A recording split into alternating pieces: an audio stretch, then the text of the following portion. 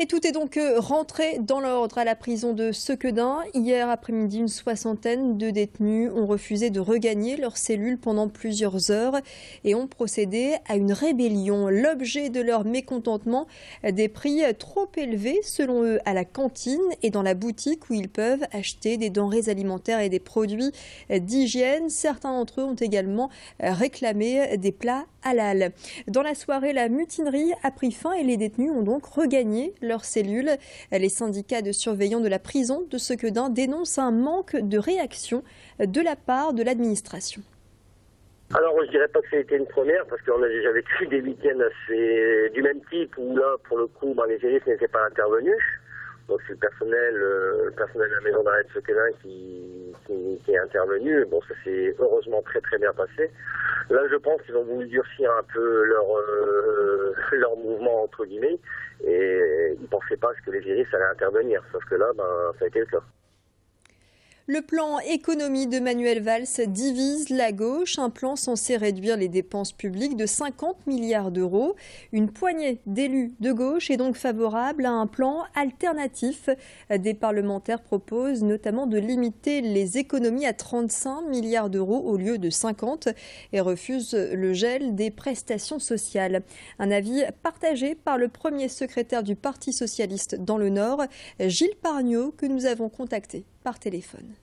Le pacte de responsabilité tel qu'il a été présenté récemment par le Premier ministre ne va pas dans le bon sens. Il nous faut l'améliorer, permettre une perspective de rigueur, car nous devons lutter contre l'endettement public, mais aussi avoir des mesures permettant ainsi de relancer l'économie et de redonner surtout du pouvoir d'achat aux Françaises et aux Français.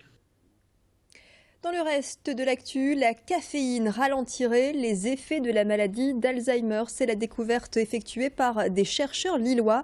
C'est en fait la protéine de caféine qui retarderait les premiers signes. Une découverte de l'INSERM, des chercheurs de Lille 2 et du CHRU de Lille. Pour l'heure, ces résultats ont été prouvés sur les souris. Reste maintenant à entamer une étude sur l'homme. Pour cela, les chercheurs ont besoin de fonds. Une initiative soutenue par l'association France Alzheimer et par la Ligue européenne contre la maladie d'Alzheimer. Explication complémentaire au micro d'Adélaïde Bollard. Là, on a une preuve de concept chez l'animal. Il faut transformer l'essai en réalisant un premier essai thérapeutique chez le patient pour voir si effectivement on peut traduire ces données chez l'animal vers le patient. Et puis ensuite, effectivement, il faut réaliser une étude à beaucoup plus grande échelle, donc une étude multicentrique, qui nous donnera vraiment l'idée de l'intérêt thérapeutique de cette molécule. Donc 5 ans, ça semble raisonnable, évidemment pour peu qu'on ait les moyens de réaliser cette étude. Tout est affaire de moyens essentiellement. Il n'a que 17 ans et il signe déjà son deuxième spectacle. Découvrons ensemble un jeune imitateur du Nord. Il s'appelle Kevin Bellochico, il est originaire d'Helem. Sa passion, c'est le stand-up, l'imitation et la musique. Ce lycéen espère un jour vivre de cette passion. Pour l'heure, il vous présente un spectacle fait de sketchs et de parodies en chansons. Tanguy Lécluse l'a rencontré au Cursal d'Helem. Je vous propose de l'écouter, suivi d'un court extrait de son spectacle. C'est entre Michael Gregorio et Laurent Gérard. C'est plus Michael Gregorio, je fais beaucoup d'imitations chantées et quelques imitations parlées pour introduire les chansons. Le spectacle il est en 4 parties. Donc il y a une première partie, c'est dédié aux femmes. Ensuite il y a une autre partie, c'est un voyage aux États-Unis. Après il y a une autre partie, c'est un voyage vers le passé où on rencontre les grands fondateurs de la musique française.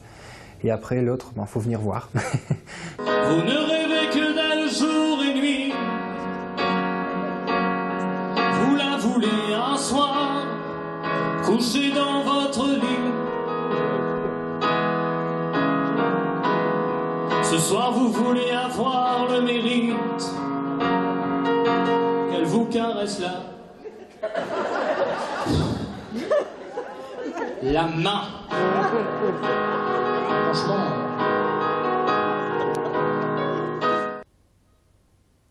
Et puis les du sport et du rugby et la défaite de l'équipe féminine de rugby à Villeneuve-d'Ascq. Le LMR CV s'est incliné à domicile au stadium Lille Métropole en demi-finale du top 10 face à Bobigny en match retour. Score final 10-16. Voyez pour ces quelques actions principales de la rencontre. Et forcément donc suite à cette défaite, la déception des joueuses. Je vous propose d'écouter Aurélie Dubray.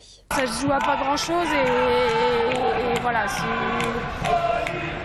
c'est un peu dur parce qu'il y a beaucoup de travail derrière, mais bon voilà, j'espère qu'on pourra rebondir et qu'un jour voilà, on pourra au stadium offrir à nos supporters qui ont fait le déplacement et qui nous ont bien aidés voilà, la chance de pouvoir aller plus loin. On aurait aimé les emmener en finale et puis ramener le bouclier. Et Bobigny a été meilleur que nous aujourd'hui, voilà, il faut savoir le reconnaître aussi. Un match à revoir sur Grand Lille TV toute la semaine jusqu'à dimanche, juste après la rediffusion du LOSC à partir de 23h30. Reste avec nous, l'actualité se poursuit sur Grand Lille TV.